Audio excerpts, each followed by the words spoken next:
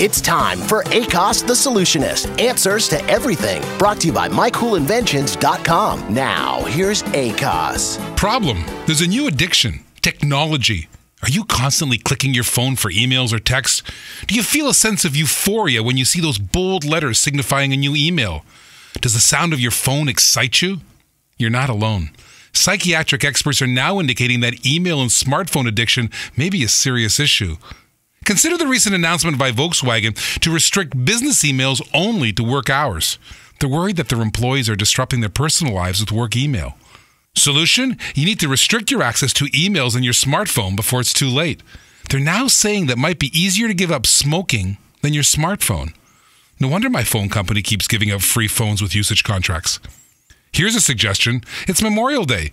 Give up your smartphone and be there for your family this holiday. Problem? Solved.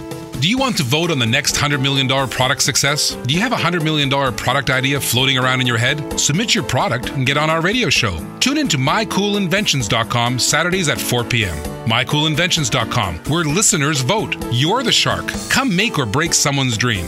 MyCoolInventions.com Saturdays at 4 p.m.